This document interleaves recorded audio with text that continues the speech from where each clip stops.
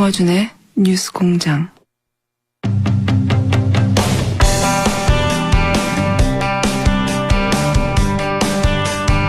국방부가 사드 발사대 4기 추가 반입 사실을 의도적으로 누락한 사실이 확인됐습니다. 이 문제 한번 짚어보겠습니다. 정세현 전 통일부 장관 연결됐습니다. 안녕하세요, 장관님. 예, 오랜만입니다. 네.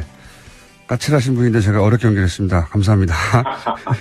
왜 자꾸 그래요? 네.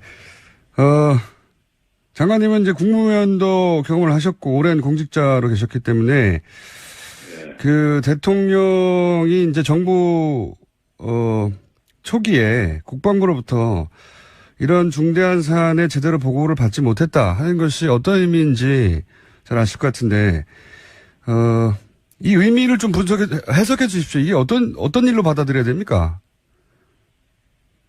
지금 전임 정부에서 임명된 국방장관이지만 아직 사표가 수리되지 않고 후임자가 새로 취임을 하지 않았기 때문에 그 한명구 국방장관이 문재인 대통령 주재하는 국무회의에 참석하는 국무위원 아닙니까? 그렇죠.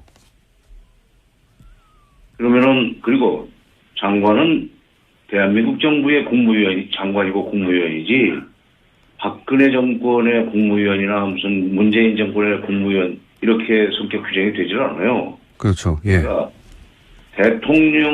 대통령의 지휘를 받아서 자기 분야의 국사를 처리해 나가는 국무위원이 대통령의 이런 중대 사안을 보고하지 않은 것은 일종의 직무유기고 나가서는 새 대통령의 본의를 인정하지 않는다고 그럴까. 새 대통령을 무시하는. 제가 어저께 어떤 다른 데서는 능멸이라는 단어를 썼는데. 능멸. 이거는 심각한 국기문란입니다. 자기 직무를 다 하지 않았고, 이건 문제가 그냥 단순하게 무슨 조사나 하고 지나갈 일은 아닌 것 같아요. 굉장히 중대한 사안으로 보시는 건데, 과거에.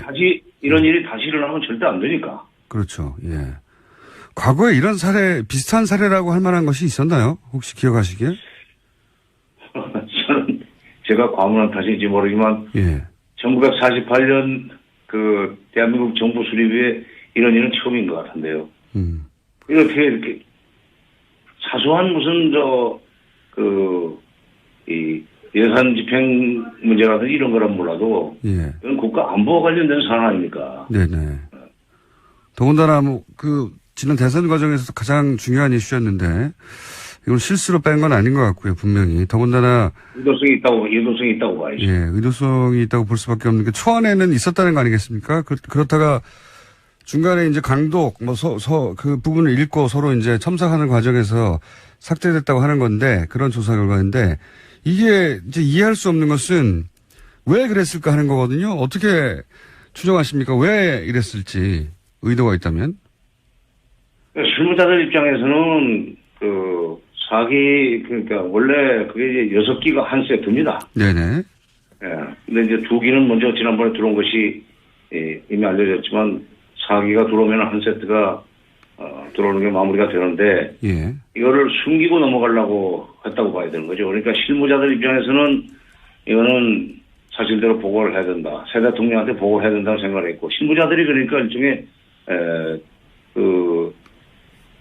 훨씬 더 국가 문제, 국사와 관련된 업무 처리 과정에서 도덕적이라고 할까, 합법성이 더 컸다고 봐야 되는 거죠. 근데 이제 높이 올라갈수록 아마 장관선에서 그거 빼라는 얘기 하기 전에는 정책실장 선에서 할 수는 없는 문제예요.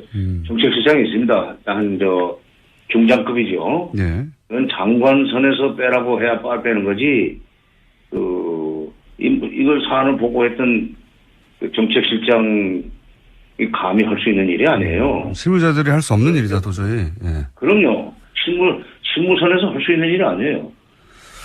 그렇다면 군 최고 2층에서 보고 내용을 실무자들은 넣어야 된다고 당연히 판단했던 걸 의도적으로 뺐다면 그 의도는 뭘까요? 무슨 의도에서 이랬을까요?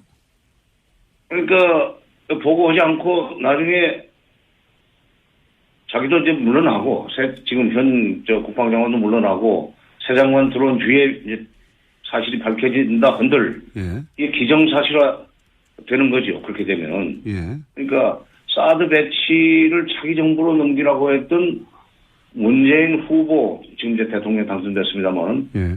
더불어민주당과 문재인 후보 측의 입장을 생각할 때 이게 지금 중간에 보고해놓으면 현 단계에서 중단된다. 그러니까 이것이 그 국회로 넘어가거나 또는 국민적 논의의 대상이 되기 전에 공식적으로 되기 전에 그냥 기정사실화 해버리자는 그런 소위 은밀한 계획을 가지고 국가안보실장과 그다음에 국방부 장관, 지난주 전번 김관진 국방부실장과 안보실장과 한민국 국방장관이 짜고 이런 짓을 했다고 저는 봅니다. 아마 권한대행한테도 보고가 되지 않았나 하는 생각에 권한대행한테 보고하지 않고 그지는 않았을 거예요. 그럼 이건 어떻게 보십니까? 이제 그런 일이 있다는 걸 대충 파악하고 정의용 국가안보실장이 사드 사기가 들어왔다면서요 하고 이제 주무장관인 한민구 장관에게 물었더니 장관이 그런 게 있었습니까? 라고 반문을 했다는데 이렇게 반문하기는 굉장히 어렵지 않습니까? 무슨 일이 있었다고 보시는 겁니까? 이 대화에. 이게 아까 조금 전에 얘기했지만은 기정사실화 시키려고 하다 보니까 예. 시치미를 뗀 거죠. 시치미. 시치미 떼려고 그러는 거죠. 시치미 뗀 거죠. 그래요? 그런 일이 있었어요? 난 몰랐는데. 예. 이게 시치미 떼고 시간 지나면은 굳어진다는 계산에서 면제해서 그런 거죠. 이건 도덕적인 문제까지 있어요. 이렇게 되면은 요즘 지금 국무위원 후보자들 뭐 도덕성 검증하는 차원에서 위장 전입이다 뭐다 세금 탈루다 전부 문제 삼는데 이게 앞으로는 과거에 이런 시침이 뗀 적이 있는지도 한번 조사할 필요가 있을 것 같아요. 이건 어떻게 이런 성동격수도 유만보덕이지 이럴 수 있습니까? 그러니까 엉뚱한 데 쳐다보게 만들고는 그 사이 일 해치워버린 게 성동격수 아니에요? 예, 고약한 시침이에요. 예, 대한민국 청와대를 상대로 대한민국 국방부 장관이 그렇게 했다는 게 이제 있을 수가 없는 일인데 너무 희한한 일이 벌어져서. 그러니까 지금 현재 청와대 국가안보실장은 대통령의 대리인입니다. 예. 그렇잖아요? 예. 대통령의 최측근 참모고 거기에다 대고 이런 시치미를 뗐다는 얘기는 대통령한테도 대해서도 시치미를 뗄 수 있는 사람이라고 봐요. 아마 대통령이 직접 질문했어도 시치미를 뗐을 겁니다. 근데 이제 시치미 한번 떼놓고 대통령도 문재인 대통령도 여러 군데 체크를 해본 뒤에 질문하니까 거기서는 뭐라고 답변했는지 모르겠는데 거기서 지인이 했던 말이죠. 그러니까 충격적이라고 문 대통령이 코멘트를 하고 조사를 지시했다고 그러니까 거기서 시침이 안 된 것 같지만 이거 28일 날 안보실장한테 시침이 된 것은 이건 참 이게 뭐라고 얘기를 해야 될지 모르겠어요. 뭐 처음 말씀대로 하자면 1948년 이후 처음 있는 일이라고 지금 하시니까 아니면 일반적인 그냥 작은 기업에서도 이렇지는 않죠. 이건 도저히 저도 이해가 안 가서 도대체 국무위원을 직접 하신 분에게. 또 정권이 바뀐 뒤에 새 장관이 들어설 때까지는 전임 정권의 장관들이 그대로 그 자리에 앉아 있습니다. 네네. 가령 김대중 정부 초에 이른바 그때는 적대적 정권 교체인데 그때 김영삼 정부 때 임명된 장관들이 그대로 있었지만 그 장관들이 새 대통령을 깍듯이 국가 원수로 모시고 자기 소관 업무와 관련해서 보고할 일 있으면 보고하고 그렇게 했죠. 노무현 대통령이 들어서서 김대중 정부의 그 장관들이 그대로 현장을 올 때까지 이 자리에 있었지만은 뭐 국무회의 참석하고 보고할 것 있으면 보고했는데 이번에는 참 진짜 건국 이래 초유의 사태가 일어난 거예요. 참.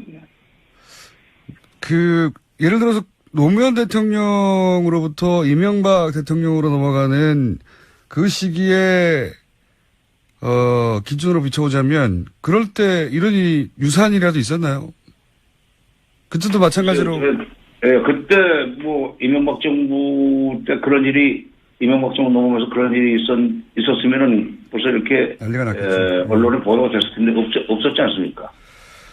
자, 이건 너무 황당한 일이라 기가 막히다는 말씀만 계속 반복하고 있는데 저도 그렇고 국민들도 그럴 것 같습니다. 근데 이제 이게 6월 말 한미 정상회담이 현재까지는 있는 것으로 예정되어 있는 것으로 알려져 있고 여기서 당연히 사드 배치 문제가 의제가 될 텐데 이 한미 정상회담에서 이 사드 문제는 어떻게 풀릴까요? 비용 문제도 등장하고 여러 가지가 있는데 전문가로서 어떻게 보십니까? 비용 문제, 그러니까 그 트럼프 대통령이 비용 문제를 제기했기 때문에 이것은 가까운 시일 내에 결론이 날 수 없는 문제가 돼버렸습니다. 예. 10억 달러면은 이제 우리 돈으로 1조가 넘는 돈인데 이 정도의 돈을 지불하면서 그 무기를 들여다 놔야 된다면은 당연히 이것은 국회 비준을 필요로 하는 국회 비준 동의를 필요로 하는 사안이 돼버렸어요. 따라서 국회 비준 동의가 끝날 때까지는 이 사드 배치를 진행할 수가 없습니다. 지금 이제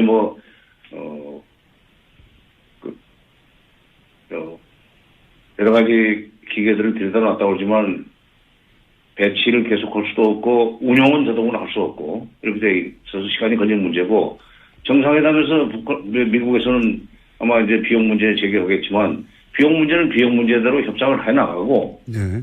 이걸 줄 것이니까 그다음에 그건 비용 문제에 대해서 결론을 내려면은 국회 비준을 받아야 되기 때문에 그때까지 기다려달라고 얘기를 할 수 있죠. 왜냐하면 우리도 이제 국법의 그 헌법과 법 절차에 따라서 여러 가지 국가 안보 문제를 처리해 나가지 않습니까? 미국도 네. 마찬가지고. 그러니까 미국도 법치주의 국가고 민주주의 국가인 만큼 그리고 우리도 그런 만큼 이거는 우리 국내법적 절차가 끝날 때까지는 기다려달라고 하는 식으로 눌러놔야죠. 네. 그러니까 걱정 없습니다. 이 일로 무슨 한미 정상회담에서 사드 문제가 논란의 대상이 돼가지고 회담이 잘못된다든가 할 가능성은 저는 없다고 봐요. 그렇군요. 트럼프 대통령이 오히려 우리를 편하게 만들어줬어요. 오히려 예. 국회 비준 동의 절차를 밟을 수밖에 없도록 만들었으니까. 그렇군요. 그렇게 봐야 되는 거군요. 그러니까 네. 이 트럼프 대통령이 비용 문제를 제기하면서 거꾸로 국회 비준 동의 필요성이 확실히 생겼고 이 과정에서 사드 배치 관련한 주도권을 우리 정부가 가져올 수 있는 계기가 마련됐다. 이렇게 분석할 수도 있겠네요. 그렇죠. 그리고 30일인가 미 국방부가 그동안에 한미 간에는 사드 배치 문제가 아주 투명하게 협의가 되고 진행이 됐다고 발표를 하지 않았어요? 네. 그러니까 일부에서는 이렇게 한미 동맹 차원에서 한 거를 문제 삼아가지고 그 사드 배치를 없었던 일로 만들려고 한다 하는 그 비판 여론이 나왔다고 그러는데 네. 한미 간에 투명하게 진행됐으면 그만큼 국내에서도 국방부와 청와대 사이 또는 한민구 장관과 문재인 대통령 사이에 투명하게 일이 됐어야죠. 한미 간에만 투명하고 국내적으로는 투명하지 않고 얼버무리고 시침이 떼고 성동격선하고 이건 곤란한 일이죠. 그러니까. 보건 누락이 한미 동맹에 영향을 미치지 않겠냐라고 이제 지적도 있는데. 그렇죠. 예. 장관님은 한미 간에는 이루어진 일이라 하더라도 국내에서 보고 내용이 누락된 것은 국내 문제이기 때문에 이건 별개의 문제다 이렇게 봐야 된다는 거죠. 그렇죠. 그러니까 미국에서 만약 투명하게 진행된 문제고 동맹의 문제인데 이걸 왜 국내 정치 문제화하는가에 대해서는 우리가 아까 조금 전에 말씀드린 대로 그 논리로 그쪽을 반박해 줘야 돼요. 이거는 이미 이건 국기문란의 행위가 됐기 때문에 이거는 조사하고 처리할 것 있으면 처리하고 또 국회 비준 동의 절차도 받고 해야 되는 문제가 있으니까 일거에 해결하려고 하지 말고 좀 기다려달라. 알겠습니다. 역설적으로 이제 10억 불 그 트럼프 대통령의 비용 문제 제기라든가 아니면 지금 내부 국기문란 문제가 오히려 우리한테 사드 배치에 관련된 주도권을 쥐고 시간을 가지면서 미국과 중국 사이의 문제를 해결해 나가는 이렇게 좋은 계기가 됐다고 볼 수도 있겠군요. 잘 활용하면. 근데 이제 문재인 정부의 외교안보팀이 이걸 잘 활용을 해야죠. 알겠습니다. 그런 점에서 이제 앞으로 외교부 장관, 국방부 장관 또는 남북 관계에도 영향을 주는 거기 때문에 통일부 장관, 문재인 정부의 외교안보팀, 청와대 국가안보실장 이렇게 해서 국정원까지 포함해가지고 한 5분이 정말 팀웍을 이뤄가지고 모든 지혜를 짜내서 대통령을 잘 뽑히려면은 우리 김총수 말씀하신 대로 이 문제에 관해서 우리가 오히려 주도권을 행사할 수 있는 여지가 큽니다. 알겠습니다. 그런데 이제 이런 일이 벌어지는 과정 중에도 이제 정부 출범 초기부터 북한이 계속 미사일을 쏘고 있습니다. 네. 여기에 대해서 이제 여러 의견들이 분분한데 북한 문제에 관한 군계 최고 전문가로서 북한은 왜 이렇게 미사일을 문재인 정부 출범 초기부터 쏘고 있는 건지 어떻게 해석하십니까? 문재인 정부 출범에 3번 쐈습니다. 4일, 11일, 14일, 21일, 29일. 예. 3번을 쐈는데, 트럼프 정부 출범 이후에는 지금 9번째예요. 예. 그러니까, 우리한테 3번, 문재인 정부 출범 이후 3번, 트럼프 정부 이후에 9번인데, 그게 이번에 쏜 미사일의 여러 가지 재원으로 봐서 무슨 얘기냐면 사거리가 예. 괌이나 하와이까지 도달할 수 있는 정도의 사거리라는 거죠. 네네. 그다음에 고체 연료를 썼다는 것은 지금 장거리로 간다는 얘기입니다. 예. 액체 연료가 아니고 이동 발사대를 썼다는 얘기는 기습성을 키운다는 얘기입니다. 예. 이것은 남한을 상대로 하려면 300km짜리도 길어요. 그렇죠. 예. 그래서 수도권을 공격한다든지 할 때는 300km도 길어요. 500km도 신의주까지 올라가서 때려도 서울보다 훨씬 남쪽으로 신의주에서 개성까지가 200km, 개성에서 서울까지 200km니까 신의주까지 끌고 올라가서 쏘아도 서울보다 더 남쪽으로 떨어지는 게 500km인데 이게 지금 3,000km, 4,000km 나가는 미사일, 그다음에 고체 연료, 이동식 발사대, 이건 미국을 겨냥해서 지금 하는 짓이에요. 그리고 북한이 지금까지 9번 미사일을 쏘는 동안에 미국의 대북 정책이 점점점 좀 부드러워졌습니다. 저도 선제 타격도 하겠다고 했는데 최근에 와서는 북핵 문제를 해결하기 위해서 미북 정상회담도 할 수 있다는 얘기를 트럼프 대통령이 직접 했어요. 제가 그 대목이 진짜 궁금해서 제가 여쭤보고 싶은 건데 네. 원래 트럼프 대통령의 대북 강경 메시지가 오히려 이 미사일 쏘는 기간 동안 계속해서 더 유화적으로 변해갔지 않습니까? 정반대로 미사일을 쏘는데 이게 어떻게 된 역학관계인지 그게 궁금합니다. 과거에 미국 간의 이 협상이라고 그럴까 대화의 역사를 되돌아보면 예. 북한이 벼랑 끝 전술을 쓰면 쓸수록 미국은 오히려 몸이 달아가지고 북한을 달리려고 하는 그런 이 정책을 취했었습니다. 과거의 전례가. 예. 북핵 문제 94년 북핵 문제 발생 이후에 북한은 그동안에 그런 벼랑 끝 전술을 통해서 미국 간의 직접 협상을 끌어냈던 성공의 추억을 가지고 있어요. 예. 오히려 도발을 더 강하게 할수록 미국이 더 몸이 달아가지고 직접 비공개 접촉을 하자고 제안한다든지 아니면은 이렇게 너무 강경하게 우리가 나간다면은 북한이 더 세게 나갈 거고 그렇게 되면은 미국의 이 국제 정치적 위상이 떨어진다 이렇게 계산하고 다가오려고 북한은 계산하고 있는 거죠. 그러니까 그리고 실제로 트럼프 정부 출범 이후에 지금 1월 7일인가 출범했으니까 그 이후에 1월 달에 출범했으니까 지금 한 4개월, 한 5개월도 채 안 되는 동안에 엄청난 변화를 했어요. 정상회담을 김정은과 트럼프가 직접 만나겠다는 얘기까지 했으니까. 그렇죠. 예. 지금 북한은 남쪽의 문재인 정부를 상대로 해서 떠보기 무슨 기싸움 이런 것을 하는 것이 아니고, 이런 미사일 발사를 계속 할수록 그리고 거리가 늘어날수록 그다음에 기술적으로 진보가 이루어졌다는 것이 객관적으로 확인될수록 미국 간의 협상 시간은 가까워진다. 그 시간을 앞당기기 위해서도 도발을 앞으로 더 자주 할 겁니다.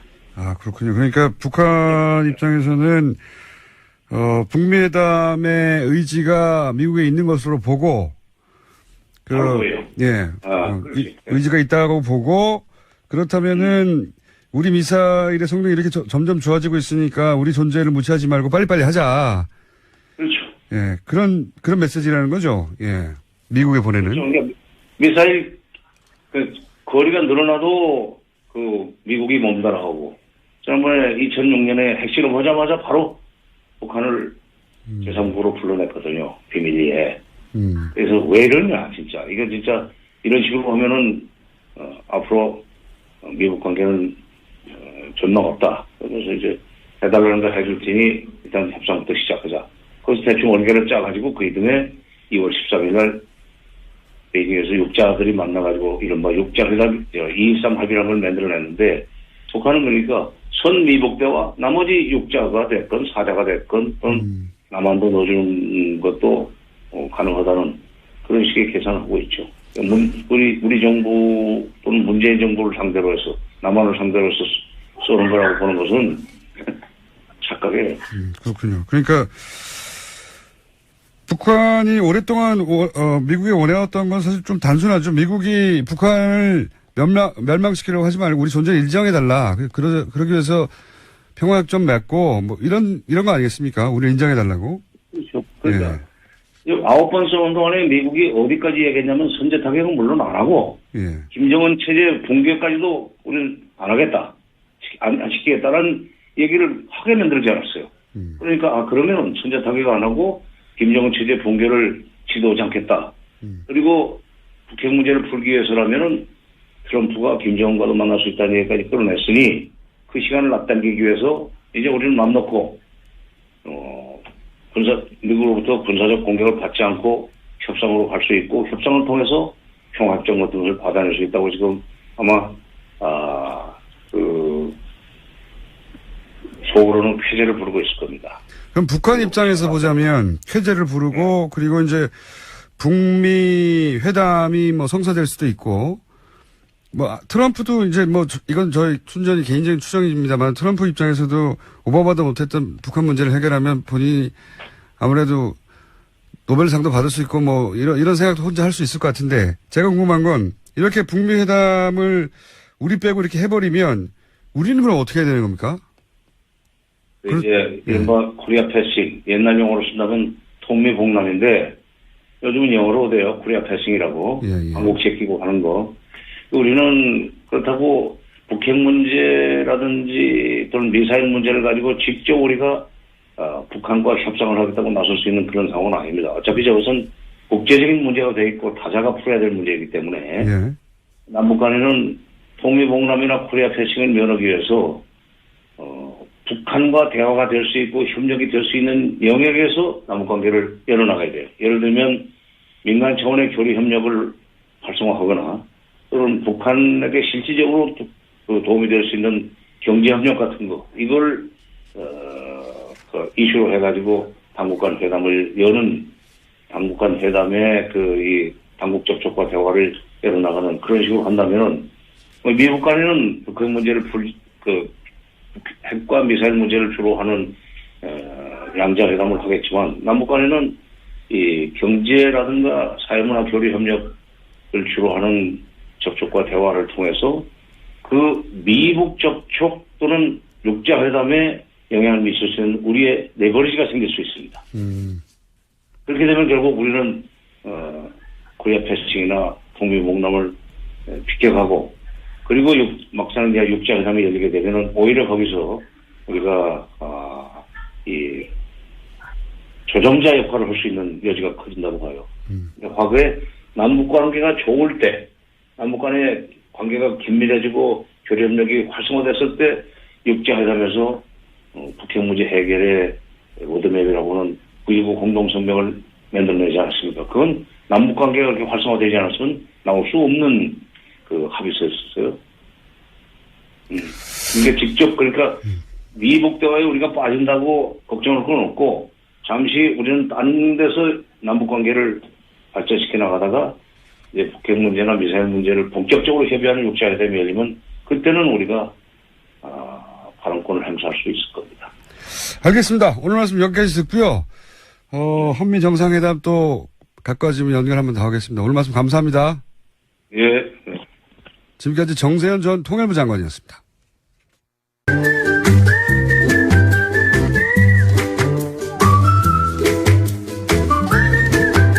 자, 도시론 축과 김진애 박사님 나오셨습니다. 네, 안녕하세요. 네, 옆에 앉아 계셨는데 정말로 급장 코너거든요. 글쎄 말이지. 예.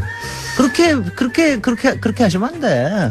지금 얘기하시는 거는 미국에서도 다 슬랭으로 얘기하는 것들이지. 네. 알바끼 같은 걸 누가 미국의 공식 부동산에는 그런 거 없어요. 물론 그런 게 얘기 궁금하거든요, 없죠. 저희는. 그러니까 그런 걸 미리 알려줘야지. 그렇게 미리 알려줘서 연구를 좀 하게끔 해야지. 사실상 미국인인데 그거 알아야 되는 거 아닙니까? 아니요. 미국에서도 기획 부동산에 계에서 놀아보지 않으면 전혀 모르죠. 어쨌든 앞으로 저는 이제 우리 시사 뉴스에만 등장하는 특이한 단어들 있지 않습니까? 네네. 재밌는 단어들. 네. 그거를 과연 뭐라고 할지. 그건 재밌을 것 같아요. 예. 굉장히 재밌을 것 같아요. 왜냐하면 이게 품격을 좀 높이기 위해서. 그러니까 품격을 높이시려면 예. 좀 재미가 없게. 아니 근데 이미 사전 찾아보면 다 나오는 거는 물어볼 필요가 없죠. 그렇긴 하죠. 네. 네. 자, 그럼 오늘 코너. 지난 시간에 저희가 예고한 게 있습니다. 이제 4대강 수문도 열린다고 하니, 오늘이죠. 오늘 열립니다. 네, 드디어 열리기 때문에 다루지 않을 수가 없습니다. 근데 4대강은 워낙 방대한 영역에서 다룰 게 많은데, 제가 지난 시간에 그거 꼭 하자고 했던 게 뭐냐면 수자원 공사 얘기입니다. 왜냐면, 뭐랄까요. 우리, 건국 이래 이런 일이 전부 했었고, 앞으로 또 후무할 것이라고 생각하는 케이스거든요, 저는. 이게 얼마나, 근데, 이 공사의 일이고, 이렇게 큰 일이 엄밀하게 진행됐기 때문에 일반인들이 잘 몰라요. 얼마나. 오늘 제가 진행하고 제가 질문할게요. 네. 아니, 왜냐면 일단은 그러니까 일반인들이 생각을 하기에 이런 네. 거예요. 아니, 4대강을 어떻게 그렇게 빨리 할 수 있었을까? 네. 굉장히 빨리 너무너무 이상하다. 그렇지, 이렇게 큰 사업을. 이렇게 큰 사업을. 임기 내에 다 끝나버렸죠. 임기 내에 다 끝나버렸다. 이게 굉장히 이상한 거예요. 그 다음에 두 번째가 국민이 그렇게 반대하는데도 3분의 2가 반대하는데도 그래도 해버렸어요. 막을 수가 없었어요. 막을 방법이 없었대. 어떻게 못 막았지? 어떻게 못 막았지? 네. 그 다음에 거기서 나올 때 구체적으로 나오는 게 이제 수자원 공사입니다. 네. 그렇게 할 수 있었던 것이 핵심이 이제. 수자원 공사가 전체 22조 중에서 8조를 네. 사업을 했고. 혼자, 이게 이제 다른 용어가 생각이 안 나서 제가 좋습니다. 혼자 몸빵을 했어요. 네, 몸빵을 했어요. 네. 그러니까 정말 댐이 돼서 몸빵을 한 거예요. 네, 혼자. 왜냐하면 그게 네.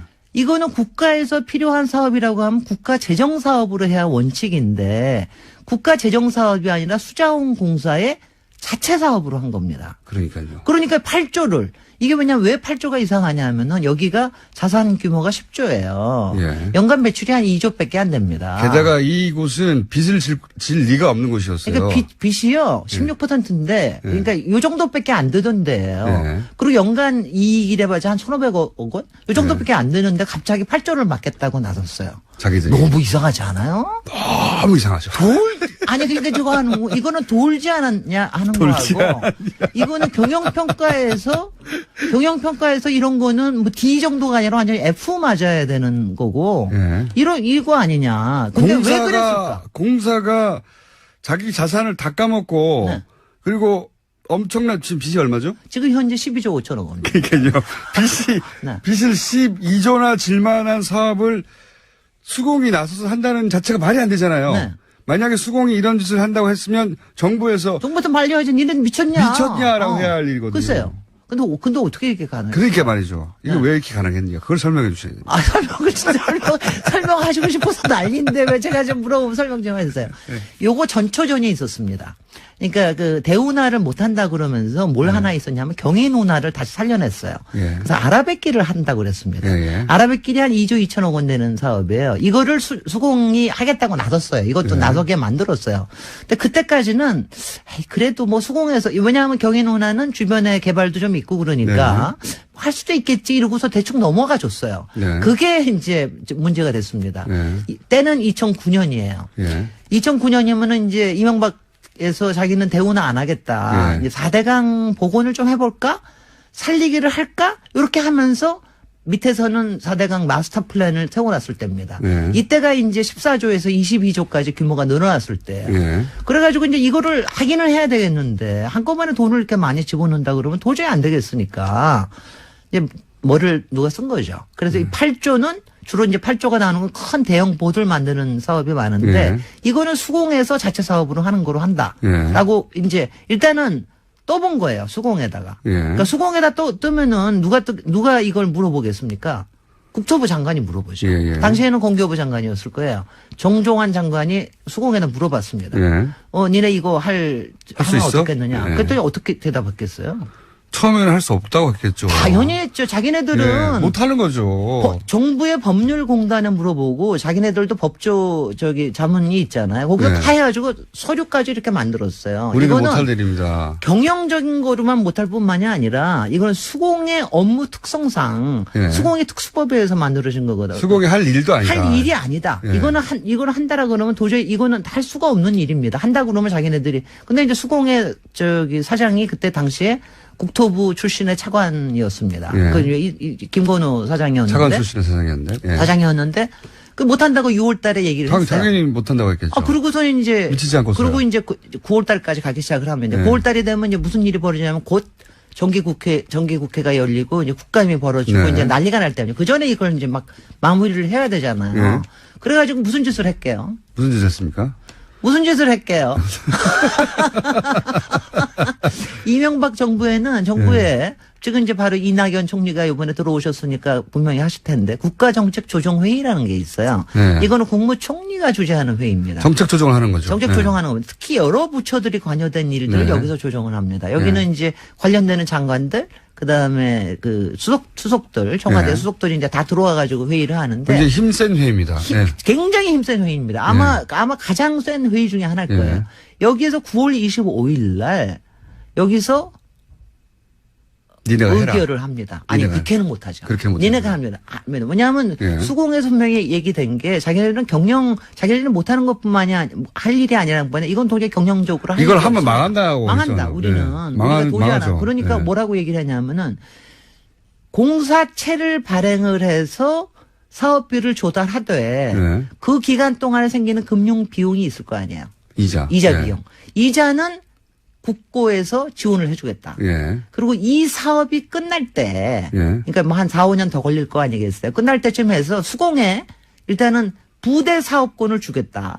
부대 사업이라는 네. 게 뭐냐면 친수구역이라고 그래가지고 주변에 개발하는 겁니다. 그러니까 쉽게 얘기하면 강가에다가 네. 예를 들어서 식당 짓거나 신도시, 뭐 신도시 같은 거 하나 만들어가지고 예. 거기서 돈을 하겠다는 거예요. 그 중에 하나가 있습니다. 근데 그거를 하게 해주겠다. 그거 해가지고 만약 여전히 돈을 수거가 안 된다. 투자비가 수거가 안 된다 그러면 그거는 국고에서 국가 재정으로 보존하는 거를 고려하겠다. 고려. 이 고려에 넘어갔고 네, 고려에 넘어가겠다. 아니 네. 근데 그렇게 해서 9월 25일 날 예. 국가정책조정회의를 했어요. 네. 그러고 나서 사흘 만에 사흘 만에. 9월 28일 날 수공에서 이사회를 열어서 예. 땅땅땅 쳤습니다. 예. 하겠다.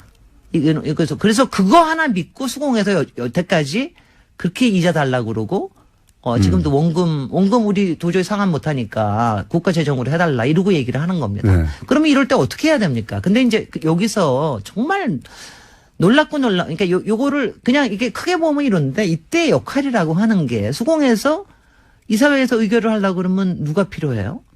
이사회가 필요하죠. 이사회가 필요하죠. 이사회라는 거는 이사회 하려고 그러면 이사회 통과시키려고 하면 어떻게 하시겠어요? 이거 이사회에서도 다 같이 책임질 일이에요. 이거 이사들도 나중에 잘못 의결하면 배임으로 잡혀 들어가 그러잖아요. 그렇죠. 그럼 어떻게 하겠습니까, 이거를?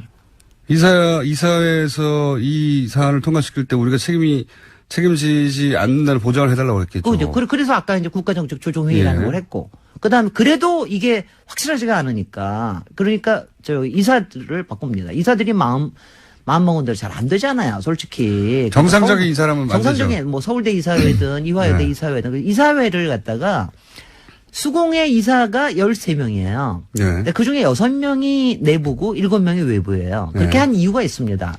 과반수를 외부 이사로 해야 그나마 그렇죠. 견제가 경영에 되니까. 대한 견제가 되니까. 근데 그 7명을 누구로 채우냐? 누구로 채웁니까? 7명에 6명이 이명박 캠프 출신이야. 그 뭐 새누리당 뭐 어디 강역시 그건 제가 위원장, 몰랐네요. 대변인 출신. 예.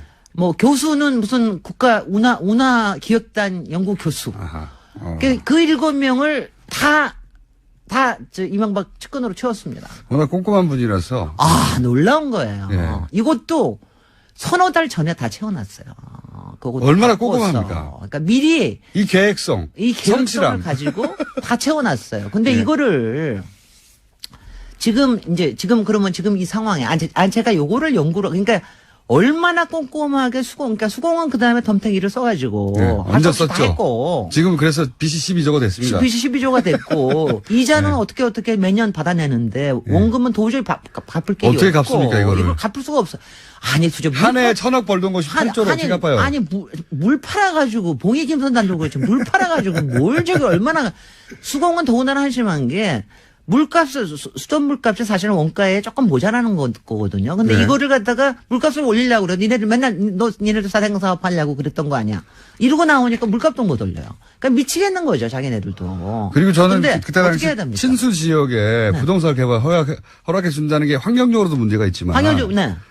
왜냐면 거기 물가에다가. 아니 그것뿐만이 아니라 수자원 공사는 그런 개발 사업에 들어갈 수가 없는 주체입니다. 그렇죠. 물 사업이 아니잖아요, 그거는. 그러니까요. 지금 그거는 부동산 개발이죠. 부동산 개발. 부산의 에코델타 기획 부동산 사업을 지금 하고 있습니다. 거기서 이익을 다 내봤자 5천억이에요. 그러니까 물 관리하라고 하는 공사에다가 니네 물 옆에다가 부동산 사업해가지고 그걸로 이익을 올려. 글쎄요. 이렇게 한 거거든요. 글쎄요. 그러니까- 환경도 문제고. 그러니까 일도 말이 안 아니고. 되는 거. 그래서 네. 며칠 전에 그 공기업에서 특수채 발행한 거, 이게 이제 특수채권을 발행해서 한 건데, 이게 이명박 정부 기간 동안만, 이거 정확히 380조를 발행을 했습니다. 그러니까 그 전에 380조. 380조. 그 전에 연간 2007년에 26조 발행했어요. 그 다음에 2008년에 4대강 사업 시작하면서 48조. 그 다음에 77조. 그 다음에 자원외교 시작하면서 81조, 71조, 107조 해가지고 380조를 발행했어요. 아니, 왜냐하면은 정말 미치고 발작 뛸 일이에요. 그러니까 이런 일이 정말 모르는 사이에 진행이 됐다라는 거. 사실 공사, 수공, 이게 예를 들어서 수장공사 더 관심이 있어요, 일반인들이. 글쎄요. 수장공사가 청와대 내에서 정책조정회의를 거쳐서 이런 결정이 됐다는 걸 일반인들이 어떻게 합니까? 글쎄요. 아니 근데 국회에서는 알아가지고 계속 문제 제기를 했는데 언론에서 안 써주는 거지 도대체. 그때 당시만 하더라도. 당시에서. 네. 대통령 관심 사업이었거든요. 그 이사들 중에 몇 명은 나와가지고 맨날 딴소리라는 게 맨날 자기 하고. 근데 제가 요번에 얘기할 때 요거 그러니까 두 가지 의문을 제가 놓고 갈게요. 제가 그렇다고 앞으로 계속 이거 하겠다는 거 아닙니다. 저도 이 머리 골치 앞으로 아파서. 계속 하실 것 같은데. 전문가거든요. 한 가지는요. 제가 이거를 조사를 하다 보니까 한 가지 이상했던 게 뭐냐면은 9월 28일 날 예. 수공 이사회가 통과되는 날 예. 9월 25일 정책조정회의가 끝나고 난 사흘 뒤에 예. 당시에 국무총리가 사임을 했습니다. 9월 28일 날 한중수 국무총리가 사임을 했습니다. 이게 무슨 이유 때문이었을까? 총리가 반대했을 수도 있겠네요. 그러니까 이거 굉장히 저는 몰랐는데 갑자기 궁금해졌어요. 그거 자, 한 그럼 가지. 다음 시간에 다루기로 하고. 그 다음에 또 하나는 시간이 다 됐습니다. 그러면 지금 이거를 어떻게 할 거냐? 이거 그냥 내버려 둘 겁니까? 그건 다음 시간에 다뤄야 돼요. 지금까지 김진애 박사였습니다. 감사합니다. 고맙습니다. 재미스 덕배 문자 난리 났고요. 내일 뵙겠습니다. 김호준이었습니다. 안녕. 이건 어떻게 보십니까? 이제 그런 일이 있다는 걸 대충 파악하고 정의용 국가안보실장이 사드 사기가 들어왔다면서요 하고 이제 주무장관인 한민구 장관에게 물었더니 장관이 그런 게 있었습니까? 라고 반문을 했다는데 이렇게 반문하기는 굉장히 어렵지 않습니까? 무슨 일이 있었다고 보시는 겁니까? 이 대화에. 이게 아까 조금 전에 얘기했지만은 기정사실화 시키려고 하다 보니까 예. 시치미를 뗀 거죠. 시치미 떼려고 하는 거죠. 시치미 뗀 거죠. 그래요? 그런 일이 있었어요? 난 몰랐는데. 이게 시치미 떼고 시간 지나면은 굳어진다는 계산에서 면제해서 그런 거죠. 이건 도덕적인 문제까지 있어요. 이렇게 되면 요즘 지금 국무위원 후보자들 뭐 도덕성 검증하는 차원에서 뭐 위장 전입이다 뭐다 세금 탈루다 전부 문제 삼는데 이게 앞으로는 과거에 이런 시침이 된 적이 있는지도 한번 조사할 필요가 있을 것 같아요. 이건 어떻게 이런 성동격수도 유만보덕이지 이럴 수 있습니까? 그러니까 엉뚱한 데 쳐다보게 만들고는 그 사이 일 해치워버린 게 성동격수 아니에요? 고약한 시침이에요. 대한민국 청와대를 상대로 대한민국 국방부 장관이 그렇게 했다는 게 이제 있을 수가 없는 일인데 너무 희한한 일이 벌어져서. 그러니까 지금 현재 청와대 그 국가안보실장은 대통령의 대리인입니다. 그렇잖아요? 대통령의 최측근 참모고 거기에다 대고 이런 시침을 뗐다는 얘기는 대통령한테도 대해서도 시침을 뗄 수 있는 사람이라고 봐요. 아마 대통령이 직접 질문했어도 시침을 뗐을 겁니다. 근데 이제 시침 한번 떼놓고 대통령도 문재인 대통령도 여러 군데 체크를 해본 뒤에 질문하니까 거기서는 뭐라고 답변했는지 모르겠는데 거기서 지인했던 말이죠. 그러니까 충격적이라고 문 대통령이 코멘트를 하고 조사를 지시했다고 그러니까 거기서 시침이 안 된 것 같지만 이거 28일 날 안보실장한테 시침이 된 것은 이건 참 이게 뭐라고 얘기를 해야 될지 모르겠어요. 뭐 처음 말씀대로 하자면 1948년 이후 처음 있는 일이라고 지금 하시니까 아니면 일반적인 그냥 작은 기업에서도 이렇지는 않죠. 이건 도저히 저도 이해가 안 가서 도대체 국무위원을 직접 하신 분에게. 정권이 바뀐 뒤에 새 장관이 들어설 때까지는 전임 정권의 장관들이 그대로 그 자리에 앉아 있습니다. 가령 김대중 정부 초에 이른바 그때는 적대적 정권 교체인데 그때 김영삼 정부 때 임명된 장관들이 그대로 있었지만 그 장관들이 새 대통령을 깍듯이 국가 원수로 모시고 자기 소관 업무와 관련해서 보고 이건 실수로 뺀 건 아닌 것 같고요. 분명히 더군다나 의도성이 있다고 봐야죠. 의도성이 있다고 볼 수밖에 없는 게 초안에는 있었다는 거 아니겠습니까? 그렇다가 중간에 이제 강독 그 부분을 읽고 서로 이제 첨삭하는 과정에서 삭제됐다고 하는 건데 그런 조사 결과인데 이게 이제 이해할 수 없는 것은 왜 그랬을까 하는 거거든요. 어떻게 추정하십니까? 왜 이랬을지 의도가 있다면? 실무자들 입장에서는 사기 그러니까 원래 그게 이제 6기가 한 세트입니다. 근데 이제 2기는 먼저 지난번에 들어온 것이 이미 알려졌지만 4기가 들어오면 한 세트가 들어오는 게 마무리가 되는데 이거를 숨기고 넘어가려고 했다고 봐야 되는 거죠. 그러니까 실무자들 입장에서는 이거는 사실대로 보고를 해야 된다. 새 대통령한테 보고를 해야 된다고 생각을 했고 실무자들이 그러니까 일종의 훨씬 더 국가 문제, 국사와 관련된 업무 처리 과정에서 도덕적이라고 할까, 합법성이 더 컸다고 봐야 되는 거죠. 근데 이제 높이 올라갈수록, 아마 장관선에서 그거 빼라는 얘기 하기 전에는 정책실장 선에서 할 수는 없는 문제예요. 정책실장이 있습니다. 중장급이죠. 그건 장관선에서 빼라고 해야 빼는 거지, 이걸 사안을 보고했던 정책실장이 감히 할 수 있는 일이 아니에요. 실무자들이 할 수 없는 일이다, 도저히. 그럼요. 실무선에서 할 수 있는 일이 아니에요. 그렇다면 군 최고 2층에서 보고 내용을 실무자들은 넣어야 된다고 당연히 판단했던 걸 의도적으로 뺐다면 그 의도는 뭘까요? 무슨 의도에서 이랬을까요? 그러니까 보고하지 않고 나중에 자기도 이제 물러나고 지금 현 국방장관도 물러나고 새 장관 들어온 뒤에 이제 사실이 밝혀진다 한들 이게 기정사실화 되는 거죠. 그렇게 되면 그러니까 사드 배치를 차기 정부로 넘기라고 했던 문재인 후보 지금 이제 대통령 당선됐습니다만 더불어민주당과 문재인 후보 측의 입장을 생각할 때 이게 지금 중간에 보고해놓으면 현 단계에서 중단된다. 그러니까 이것이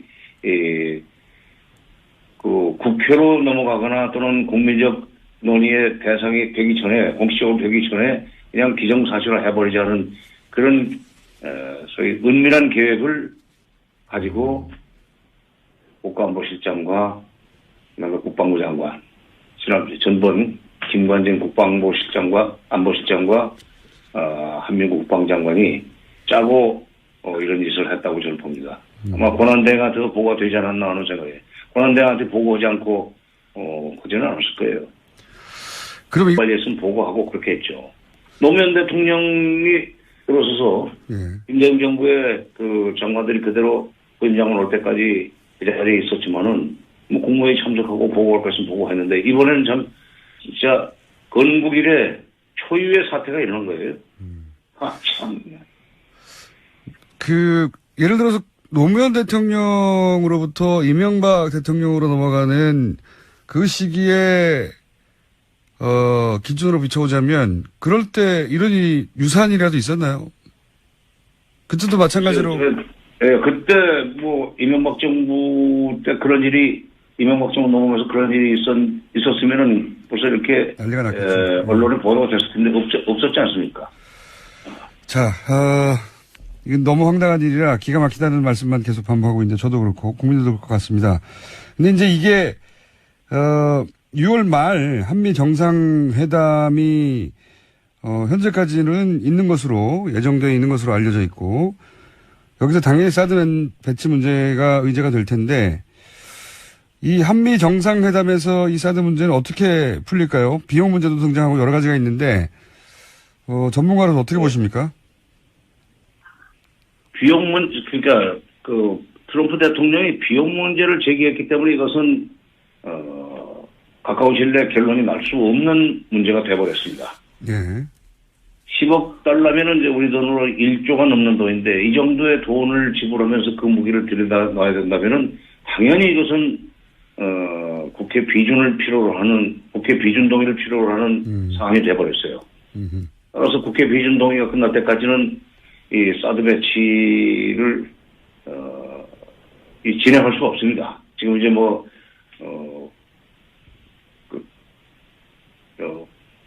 여러 가지 기계들을 들여다 놨다고 그러지만 배치를 계속할 수도 없고 운영은 더더구나 할 수 없고 이렇게 돼 있어서 시간이 걸리는 문제고 정상회담에서 미국에서는 아마 이제 비용 문제 제기하겠지만 비용 문제는 비용 문제대로 협상을 해나가고 네. 이걸 줄 것이니만 그다음에 그건 비용 문제에 대해서 결론을 내려면은 국회 비준을 받아야 되기 때문에 그때까지 기다려달라고 얘기를 할 수 있죠. 왜냐하면 우리도 이제 국법의 그 헌법과 법 절차에 따라서 여러 가지 국가 안보 문제를 처리해 나가지 않습니까? 미국도 마찬가지고. 그러니까 미국도 법치주의 국가고 민주주의 국가인 만큼 그리고 우리도 그런 만큼 이거는 우리 국내법적 절차가 끝날 때까지는 기다려달라고 하는 식으로 눌러놔야죠.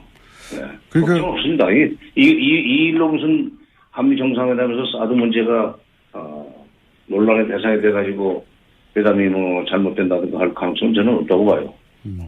그렇군요. 트럼프 대통령이 오히려 우리를 편하게 만들어줬어요. 오히려? 예. 국회 비준 동의 절차를 밟을 수밖에 없도록 만들었으니까. 그렇군요. 그렇게 봐야 되는 거군요. 그러니까 네. 이 트럼프 대통령이 비용 문제를 제기하면서 거꾸로 국회 비준 동의 필요성이 확실히 생겼고 이 과정에서 사드 배치 관련한 주도권을 우리 정부가 가져올 수 있는 계기가 마련됐다. 이렇게 분석할 수도 있겠네요. 그렇죠. 그리고 30일인가 미 국방부가 그동안에 한미 간에는 사드 배치 문제가 아주 투명하게 협의가 되고 진행이 됐다고 발표를 하지 않았어요? 네. 그러니까 일부에서는 이렇게 한미 동맹 차원에서 한 거를 문제 삼아 가지고 그 사드 배치를 없었던 일로 만들려고 한다 하는 그 비판 여론이 나왔다고 그러는데 네. 한미 간에 투명하게 진행됐으면 그만큼 국내에서도 국방부와 청와대 사이 또는 한민구 장관과 문재인 대통령 사이에 투명하게 일이 됐어야죠. 한미 간에만 투명하고 국내적으로는 투명하지 않고 얼버무리고 시침이 떼고 성동격선하고 이건 곤란한 일이죠. 그러니까. 보건 누락이 한미 동맹에 영향을 미치지 않겠냐라고 이제 지적도 있는데. 그렇죠. 예, 장관님은 한미 간에는 이루어진 일이라 하더라도 국내에서 보고 내용이 누락된 것은 국내 문제이기 때문에 이건 별개의 문제다 이렇게 봐야 된다는 거죠. 그렇죠. 그러니까 미국에서 만약 이거 투명하게 진행된 문제고 동맹의 문제인데 이걸 왜 국내 정치 문제화하는가에 대해서는 우리가 아까 좀 전에 말씀드린 그 논리로 그쪽을 반박해 줘야 돼요. 이거는 이미 이건 국기문란의 행위가 됐기 때문에 이거는 조사하고 처리할 것 있으면 처리하고 또 국회 비준동의 절차도 받고 해야 되는 문제가 있으니까 일거에 해결을 하지 말고 좀 기다려달라. 알겠습니다. 역설적으로 이제 10억 불 그 트럼프 대통령의 비용 문제 제기라든가 아니면 지금 내부 국기문란 문제가 오히려 우리한테 사드 배치에 관련된 주도권을 쥐고 시간을 가지면서 미국과 중국 사이의 문제를 해결해 나가는 이렇게 좋은 계기가 됐다고 볼 수도 있겠군요. 잘 활용하면. 근데 이제 문재인 정부의 외교안보팀이 이걸 잘 활용을 해야죠. 알겠습니다. 그런 점에서 이제 앞으로 외교부 장관, 국방부 장관 또 남북 관계에도 영향을 주는 거기 때문에 통일부 장관, 문재인 정부의 외교안보팀, 청와대 국가안보실장 이렇게 해서 국정원까지 포함해가지고 한 5분이 정말 팀워크를 이뤄가지고 모든 지혜를 짜내서 대통령을 잘 보필하면은 우리 김총수 말씀하신 대로 이 문제에 관해서 우리가 오히려 주도권을 행사할 수 있는 여지가 큽니다. 알겠습니다.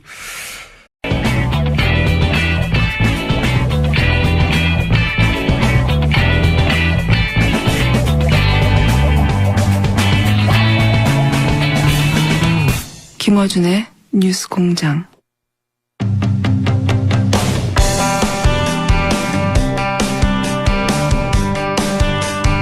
국방부가 사드 발사대 4기 추가 반입 사실을 의도적으로 누락한 사실이 확인됐습니다. 이 문제 한번 짚어보겠습니다. 정세현 전 통일부 장관 연결됐습니다. 안녕하세요, 장관님. 예, 오랜만입니다. 네. 까칠하신 분인데 제가 어렵게 연결했습니다. 감사합니다. 왜 자꾸 그래요? 네. 장관님은 이제 국무위원도 경험을 하셨고, 오랜 공직자로 계셨기 때문에, 그 대통령이 이제 정부, 초기에 국방부로부터 이런 중대한 사안에 제대로 보고를 받지 못했다 하는 것이 어떤 의미인지 잘 아실 것 같은데, 이 의미를 좀 해석해 주십시오. 이게 어떤 일로 받아들여야 됩니까? 지금 전임 정부에서 임명된 국방장관이지만 아직 사표가 수리되지 않고 후임자가 새로 취임을 하지 않았기 때문에 그 한명구 국방장관이 문재인 대통령 주재하는 국무회의에 참석하는 국무위원 아닙니까? 그렇죠. 그리고 장관은 대한민국 정부의 장관이고 국무위원이지 박근혜 정권의 국무위원이나 무슨 문재인 정권의 국무위원 이렇게 성격 규정이 되질 않아요. 그렇죠. 예. 그러니까 대통령의 지휘를 받아서 자기 분야의 국사를 처리해 나가는 국무위원이 대통령의 이런 중대 사안을 보고하자는 것은 일종의 직무유기고 나가서는 새 대통령의 본의를 인정하지 않는다고 그럴까. 새 대통령을 무시하는. 제가 어저께 어떤 다른 데서는 능멸이라는 단어를 썼는데. 능멸. 이거는 심각한 국기문란입니다. 자기 직무를 다 하지 않았고 이건 문제가 그냥 단순하게 무슨 조사나 하고 그냥 지나갈 일은 아닌 것 같아요. 굉장히 중대한 사안으로 보시는 건데 과거에 이런 일이 다시 일어나면 절대 안 되니까. 그렇죠. 예. 과거에 이런 비슷한 사례라고 할 만한 것이 있었나요? 혹시 기억하시기에? 저는 제가 과문한 탓인지 모르지만, 예. 1948년 대한민국 정부 수립에 이런 일은 처음인 것 같은데요. 이렇게 사소한 무슨 이 예산 집행 문제라든지 이런 거란 몰라도, 예. 이건 국가 안보와 관련된 사안 아닙니까? 네네. 더군다나 지난 대선 과정에서도 가장 중요한 이슈였는데